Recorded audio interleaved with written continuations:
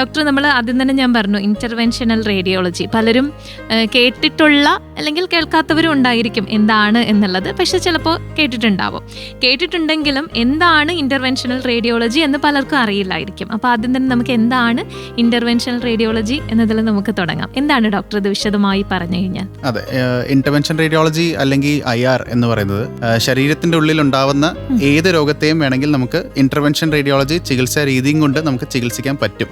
ഇതൊരു ചെറിയ സൂചി വഴി തൊടയുടെ സൈഡിൽ കൂടെ അല്ലെങ്കിൽ കൈയിന്റെ സൈഡിൽ കൂടെ ഉള്ള രക്തക്കോയിൽ വഴി നമുക്ക് ഉള്ളിൽ കയറിയിട്ട് സ്പെസിഫിക് പോയിന്റ് ഓഫ് ഈ രോഗമുള്ള സ്പെസിഫിക് പോയിന്റിൽ പോയി നമുക്ക് ഇതിന് ചികിത്സ ചെയ്യാൻ പറ്റും.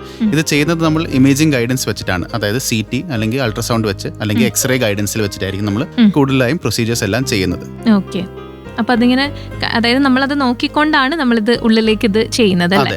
എന്തെങ്കിലും ഒരു എക്സാമ്പിൾ പറയാൻ, അതായത് കൂടുതൽ മനസ്സിലാകാൻ വേണ്ടിയിട്ട് എന്തെങ്കിലും ഡോക്ടറുടെ ഒരു എക്സാമ്പിൾ എന്തായിരിക്കും നമുക്ക് ഇതിനെ കുറിച്ച് പറയാനുള്ളത്? ഓക്കെ, നമ്മൾ ഇപ്പം റീസെന്റ് കഴിഞ്ഞ ആഴ്ച നമ്മൾ ട്രീറ്റ് ചെയ്ത ഒരു പേഷ്യന്റ് ആണ്. പേഷ്യന്റ് ഒരു ആക്സിഡന്റ് കഴിഞ്ഞിട്ട് പേഷ്യന്റ് നമ്മുടെ കാഷ്വാലിറ്റിയിൽ വന്നിരുന്നു. ഇപ്പൊ ER വന്ന സമയത്ത് പേഷ്യന്റിന് പുറമേ നോക്കുമ്പോൾ പേഷ്യന്റ് വേറെ കുഴപ്പങ്ങളൊന്നും ഇല്ലായിരുന്നു. കുറച്ച് ഫ്രാക്ചേഴ്സും കാര്യങ്ങളും ഉണ്ടായിരുന്നു. പക്ഷെ സ്കാൻ എടുത്ത് നോക്കിയപ്പോൾ, CT സ്കാൻ എടുത്ത് നോക്കിയപ്പോൾ നമ്മുടെ ഹാർട്ടിൽ നിന്ന് കൊണ്ടുവന്ന മെയിൻ പൈപ്പിൽ ഒരു ഇഞ്ചുറി സംഭവിച്ചിട്ടുണ്ടായിരുന്നു. അവിടുന്ന് ബ്ലഡ് പുറത്തോട്ട് ലീക്കായിട്ട് താൽക്കാലികമായിട്ട് അവിടെ കണ്ടെയ്ൻ ആയിട്ട് ഇരിക്കുമായിരുന്നു. പക്ഷെ അത് ഏത് നിമിഷം വേണമെങ്കിലും പൊട്ടാമായിരുന്നു.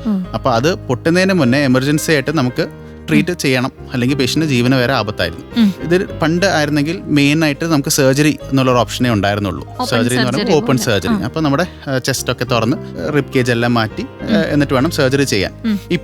ഇപ്പോഴത്തെ പുതിയ ലേറ്റസ്റ്റ് ട്രീറ്റ്മെന്റ് ഓപ്ഷൻ ആയ ഇന്റർവെൻഷൻ റേഡിയോളജി വെച്ച് നമുക്ക് തൊടയുടെ സൈഡിൽ കൂടെ ഉള്ള രക്തക്കോയിൽ വഴി ചെറിയൊരു ട്യൂബ് കടത്തി വിട്ട് ആ ട്യൂബ് വഴി സ്റ്റെന്റ് ഗ്രാഫ്റ്റ് എന്ന് പറഞ്ഞിട്ടൊരു സ്റ്റെന്റ് അവിടെ പ്ലേസ് ചെയ്ത് കഴിഞ്ഞാൽ ഈ പൊട്ടാൻ സാധ്യതയുള്ള ബ്ലഡ് വെസൽ അല്ലെങ്കിൽ ആ പൈപ്പ് നമുക്ക് സേഫ് ആക്കി വെക്കാൻ പറ്റും. പേഷ്യന്റ് ഇന്നിപ്പോൾ ഡേ 3-4 ആണ്. പേഷ്യന്റ് ഇപ്പോൾ സ്റ്റേബിൾ ആണ്. ഇൻറ്റുബേഷനൊക്കെ മാറ്റി പേഷ്യന്റ് ഇപ്പോൾ ബാക്ക് ടു നോർമലിലോട്ട് പോയി കൊണ്ടിരിക്കുന്നു. May be in another 2 days patient discharge ആയി വീട്ടിലും പോകാം. ഓപ്പൺ സർജറി ആയിരുന്നെങ്കിൽ ഈ പറഞ്ഞ പോലെ വലിയൊരു മുറിവുണ്ടായനെ, പേഷ്യന്റ് അവിടെ അഡ്മിഷനായിട്ട് കിടക്കേണ്ടി വന്നേനെ. അങ്ങനെ സമയം ഒരുപാട് ഇതിപ്പോ പുറമെ വേറെ സ്കാർസോ അങ്ങനെയൊന്നും കാണത്തില്ല. തൊടയുടെ സൈഡിൽ ചെറിയൊരു ഹോള് മാത്രമേ ഉണ്ടാവുള്ളൂ.